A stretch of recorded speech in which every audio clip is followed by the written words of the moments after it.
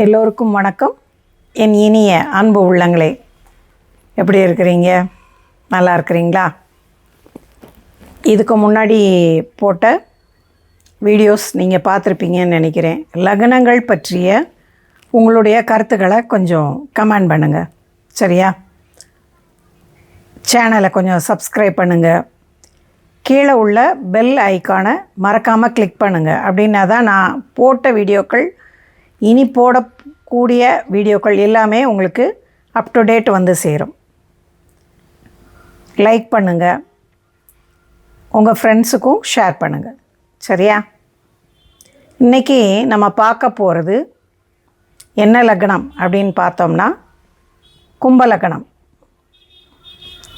கும்பலக்னம் எத்தனையாவது லக்னம் அப்படின்னு சொல்லி பார்த்தோம்னா மேஷம், ரிஷபம், மிதுனம், கடகம், சிம்மம், கன்னி, துலாம், விருச்சிகம், தனுசு, மகரம். இது வரைக்கும் நான் சொல்லி முடிச்சிட்டேன்.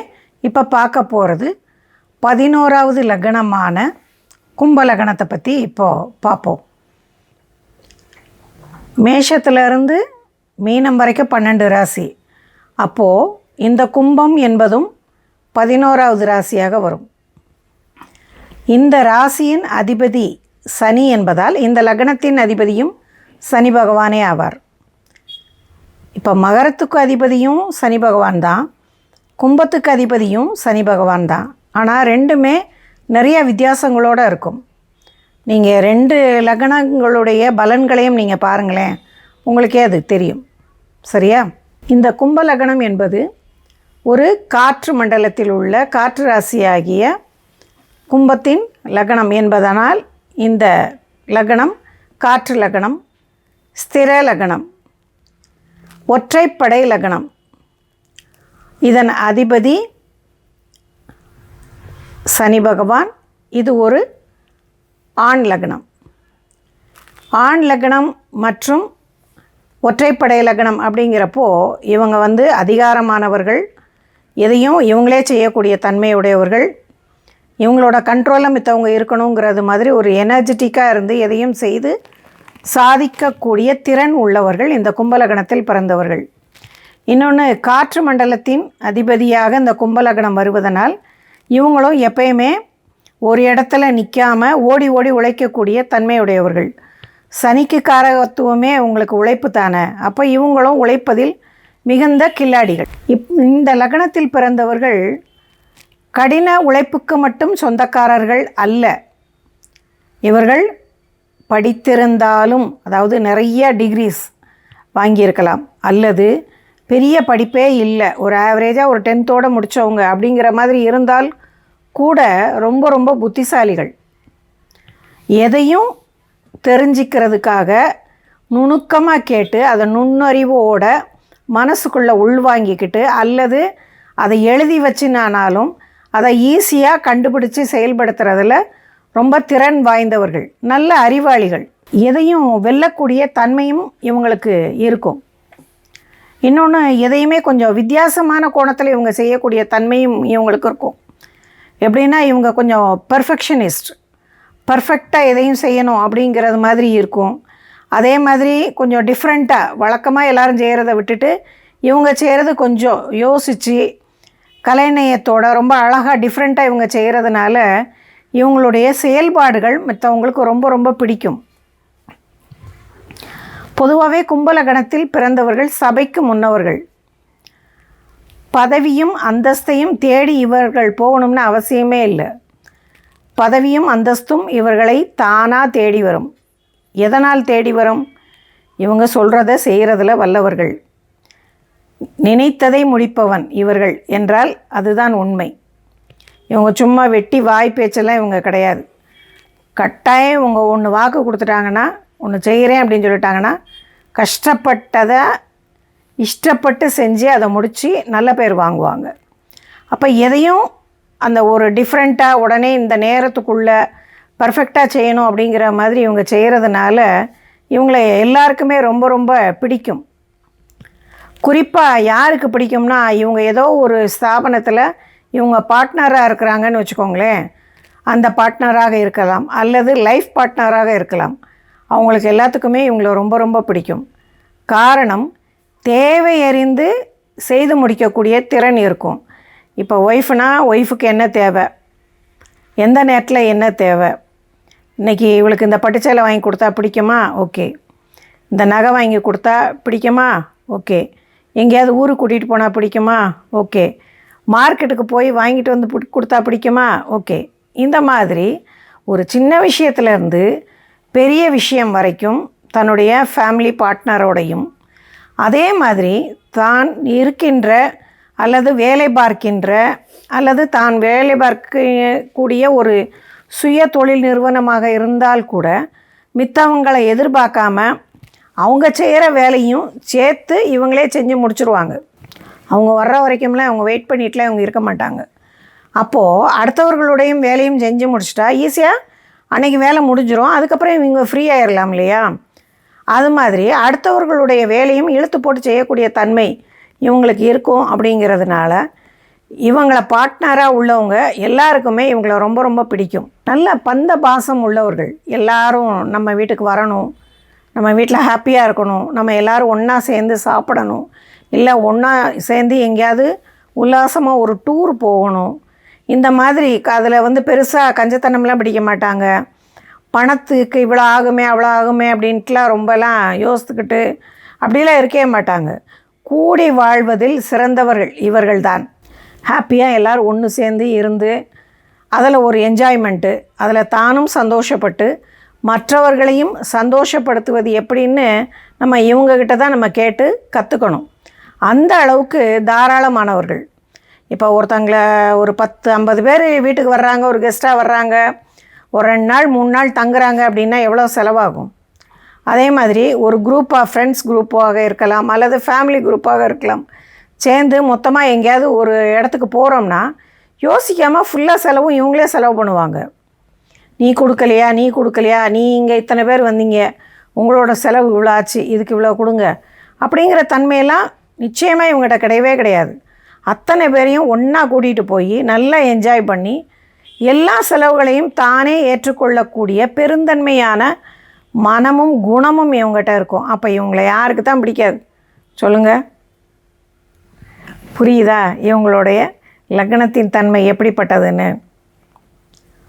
நல்ல இரக்க சுபாவம் இருக்கும், நல்ல நினைவாற்றலும் இருக்கும். எப்போ உள்ளதுனாலும் கரெக்டாக ஞாபகப்படுத்தி ஒரு 10 வருஷத்துக்கு முன்னாடி நடந்ததை கூட ஞாபகமாக வச்சு சொல்லக்கூடிய நல்ல ஞாபக சக்தி இவங்களுக்கு இருக்கும். ஒரு வயதான காலத்தில் ஏதோ ஒரு ஹெல்த் இஷ்யூனால் இருந்தால் கூட இவங்களுடைய நினைவாற்றல் மட்டும் மங்கவே மங்காது. அப்போது எப்படிப்பட்ட நினைவாற்றல் உள்ளவர்கள் இவங்க அப்படின்னு நீங்கள் புரிஞ்சுக்கலாம். நல்ல இரக்க சுபாவம் மற்றும் தாராள குணம் இவங்ககிட்ட இருக்கும். அப்படிங்கிறதுனால இவங்க எத்தனை பேரை படிக்க வைத்து ஆளாக்குனாங்க, எத்தனை பேருக்கு வேலை சொல்லி கொடுத்து ஒரு முதலாளி ஆக்குனாங்க, இல்லை எத்தனை பேருக்கு கல்யாணம் பண்ணி வச்சுருப்பாங்க. இது எல்லாமே இவங்களோட சொந்த செலவில் அப்படின்னு பார்த்தோம்னா கணக்கே இருக்காது. அந்த அளவுக்கு இவங்க பெருந்தன்மையானவர்கள். இன்றைக்கி எத்தனை பேருக்கு அந்த குணம் இருக்கும்? சரியா? அப்படிப்பட்ட ஒரு நல்ல குணமும் மனமும் உள்ளவர்கள் இவர்கள். என்றைக்குமே எதிர்கால நிகழ்வு இவங்க மனக்கண்ணு முன்னால் எப்பயுமே இவங்களுக்கு ஓடிக்கிட்டே இருக்கும். அப்படிங்கிறனால எதிர்காலத்துக்கு தேவையான விஷயங்களையும் சேகரித்து வச்சுக்கிறதுலையும் இவங்களுக்கு ரொம்ப ஆர்வம் இருக்கும். ஆர்வம்னா எப்படி தான் பிள்ளைகளுக்கு மட்டும்னு இவங்களுக்கு கிடையவே கிடையாது. இவங்க சுயநலவாதியே கிடையவே கிடையாது. இவங்க பொதுநலவாதி.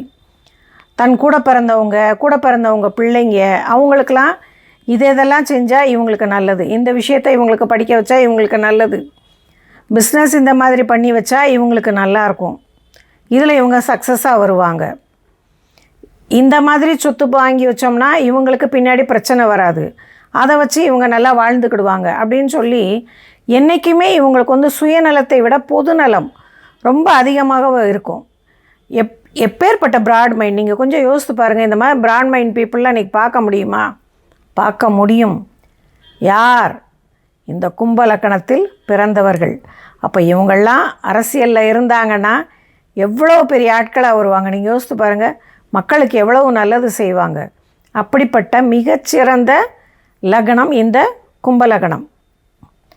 பொதுவாக இந்த கும்பலக்கணத்தில் பிறந்தவர்கள், கும்பலக்கணத்துக்கு 7 சூரியன் என்பதனால் இவருக்கு வரக்கூடிய மனைவியும் இவரை விட கொஞ்சம் அழகானவராக, திறமையானவர்களாக இருப்பதற்கு வாய்ப்பு அதிகம். அதே சமயத்துக்கு அந்த மனைவின்னு வந்ததுக்கப்புறம் இவங்களுடைய வாழ்க்கை மிக உயர்ந்த ஒரு உச்சத்தை தான் தொடும். ஏன்னா இவங்க மனைவியை மதிக்கக்கூடியவங்க, மனைவி சொற்படி கேட்கக்கூடியவங்க. அதாவது மனைவி சொற்படின்னா என்னது, தாசன்னு இவங்கள சொல்ல முடியாது. அவங்க சொல்லக்கூடிய நல்ல கருத்துக்களை ஏற்றுக்கக்கூடியவங்க. அதே மாதிரி இவங்களுக்கு வரக்கூடிய பார்ட்னரும் அந்த மாதிரி தான் இருப்பாங்க. லைஃப் பார்ட்னர் எப்படி இருப்பாங்கன்னா, அவரை என்ன செஞ்சால் அவரை மேலே ஒசத்தி கொண்டு வரலாம், அவருக்கு இன்னும் என்னென்ன விதங்களில் செய்கிறப்போ அவருக்கு பேரும் புகழும் கிடைக்கும் அப்படிங்கிற நோக்கத்தோடு தன் கணவரை மேலே ஒசத்தி வைக்கக்கூடிய கணவராகவோ மனைவியாகவோ தான் இவருக்கு அமைவாங்க. இந்த ரெண்டும் ஒன்றா இணைகிறதுனால இவங்க வாழ்க்கையில் மிக உயர்ந்த இடத்தை இவர்கள் அடைவார்கள். இவங்க செய்கிறத நெகட்டிவாக சொல்லி இவங்கள சப்ரஸ் பண்ணக்கூடிய லைஃப் பார்ட்னர் இவங்களுக்கு உறுதியாக கிடையாது. இவங்கள ஒசத்தி வச்சு அழகு பார்க்கக்கூடிய லைஃப் பார்ட்னர் இவங்களுக்கு உறுதியாக அமையும்.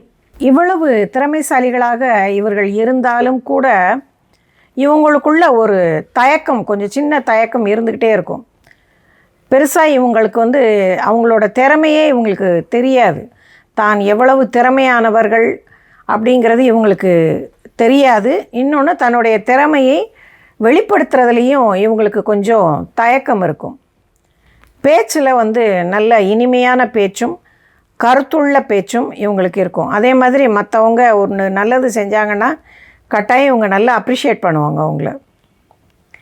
நல்ல வாசனையான பூக்கள் மற்றும் வாசனை திரவியங்கள் மீது இவங்களுக்கு நல்ல ஆர்வம் இருக்கும். எப்பயுமே சுயம்பு அப்படின்னா இவங்களுக்கு அதுவே அந்த வார்த்தையே செல்லும். சுயமானவர்கள், தான் என்ன நினைக்கிறேன், தான் என்ன செய்யணும் அப்படிங்கிறத ரொம்ப வேகத்துடன் சுயமாக சிந்தித்து தாராள மனசுடன் செய்து முடிக்கக்கூடிய தன்மை உடையவர்கள். நல்ல உள்ளுணர்வும் இருக்கும். நாளைக்கு என்ன நடக்க போகுதுங்கிறத இன்ட்யூஷன் மூலமாக அறிந்து கொள்ளக்கூடிய தன்மையும் இருக்கும். அதே மாதிரி மற்றவங்கள எடை போட்டு பார்க்கக்கூடிய திறனும் இவங்களுக்கு இருக்கும். இவங்க ஜட்ஜ் பண்ணுறாங்கன்னா அடுத்தவங்கள பற்றி கரெக்டாகவே இவங்க ஜட்ஜ் பண்ணுவாங்க. எப்படின்னு சொன்னோம்னா, இவங்க நம்ம அடுத்தவங்க பேசுகிறத வச்சு இவங்க அதிலேருந்து பாயிண்ட் எடுத்து அவங்க முன்னுக்கு வர்றாங்களே ஒழிய இவங்கள டம்மியாக வச்சுருக்காங்க அப்படிங்கிற மாதிரி அடுத்தவங்கள பற்றி இவங்களுக்கு ஜட்ஜ் பண்ண தெரியுமே ஒழிய தான் எவ்வளவு திறமையானவர், தன்னால் எவ்வளவு முடியும் அப்படிங்கிறது இவங்களுக்கு பெருசாக தெரியாது. இவங்களுக்கு குடும்ப வாழ்க்கை பார்த்தோம்னா ரொம்ப மகிழ்ச்சி இல்லாதது மாதிரி வெளித்தோற்றம் தெரியும். ஏன்னு கேட்டோம்னா, இந்த லக்னத்துக்கு அதிபதி சனி, இவங்களுக்கு வரக்கூடிய களத்திரக்காரகர் சூரியன் அப்படிங்கிறதுனால சூரியன் சனி அப்படிங்கிறப்ப கொஞ்சம் ஒரு கான்ட்ரா இருக்கும். அப்படிங்கிறதுனால சின்னதாக அவங்க கொஞ்சம் வாக்குவாதமாக பேசுகிறது கூட ஒரு என்னமோ அவங்களுக்குள்ள ஒரு அண்டர்ஸ்டாண்டிங் இல்லையோ அப்படிங்கிற ஒரு தோற்றத்தை கொடுத்தாலும் கூட நிச்சயமாக அப்படி இல்லை. கட்டாயம் சூரியன் அப்படிங்கிற களத்திரம் அவரை டாமினேட் பண்ணத்தான் செய்வாங்க, இல்லைன்னு இல்லை. ஆனால் அவங்களுக்குள்ள நிறைந்த அன்பும் ஒற்றுமையும் கட்டாயம் இருக்கத்தான் செய்யும். ஏன்னா சூரியன் சனியையும் ஒன்று சேர்ந்துச்சுன்னா அபரீதமான ஒரு வெல்த் பெனிஃபிட்டை கொடுக்கும்னு நம்ம எல்லாருக்குமே தெரியும் இல்லையா? அந்த தன்மை கட்டாயம் இவங்களுக்கு இருக்கும். அப்படிங்கிறப்போ இவங்களுடைய லைஃப் பார்ட்னர் அல்லது வேறு பார்ட்னர்ஸ் வந்ததுனால இவங்க நிறையா சம்பாதிக்கக்கூடிய திறன் உடையவர்களாகத்தான் இவங்க மாறுவாங்களே ஒழிய அதனால் இவங்களுக்கு பெரிய மைனஸ்லாம் எதுவும் கிடையாது. என்றைக்குமே தன் கூட வேலை பார்க்குறவங்க மட்டும் கிடையாது, தனக்கு கீழே வேலை பார்க்குறவங்க, அதாவது என்ன சொல்கிறது, ஒரு நம்ம கூட வேலை பார்க்குறவங்களா இருக்கலாம், அல்லது நமக்கு சரக்கெலாம் எடுத்து கொண்டு போய் கொடுக்கக்கூடிய ஒரு லோட்மேனாக இருக்கலாம். அவங்ககிட்ட கூட அன்பாக இருந்து பிரியமாக இருந்து ஒரு அதட்டுற நேரம் அதட்டிக்கிட்டு வா வந்து வேலையை பார், வாடா என்னடா அப்படின்னு சொல்லிட்டு அவங்களையும் இழுத்து அணைத்து அவங்களுக்கு வேணுங்கிறத இன்றைக்கி 50 ரூபா கொடுக்குற இடத்துல 100 ரூபா கொடுத்துட்டு இந்தா வச்சுக்கோ அப்படின்னு சொல்லி கொடுக்கக்கூடிய பெருந்தன்மையான மனசும் இருக்கும். நாளைக்கு அவங்க வீட்டிலே ஒரு கல்யாணம் போன்ற சுபகாரியம் இருந்தாலும் அவங்களும் இவங்கள வாலண்டியராக கூப்பிட்டு, வாங்கண்ணாச்சி, நீங்கள் தான் வந்து எங்கள் வீட்டில் கல்யாணத்தை நடத்தி வைக்கணும், உங்கள் பேர் போட்டு பத்திரிக்கை அடிச்சிருக்கிறேன், நீங்கள் தான் வரணும் அப்படின்னு இவங்கள ஒரு அன்போடு அழைக்கக்கூடிய ஒரு நல்ல உயர்ந்த பண்பும் குணமும் இவங்ககிட்ட இருக்கும். ஒரு என்ன சொல்கிறது, அதட்டிட்டா கூட அவங்களுடைய கஷ்ட நஷ்டம் புரிஞ்சுக்கிட்டு அவங்களுக்கு வேணுங்கிறத செய்கிற மனுஷங்கிட்ட தானே எல்லாருமே வந்து மக்கள் தானாக போய் சரண்டர் ஆவாங்க. அதுதான் இவங்களுக்கும் நடக்கும்.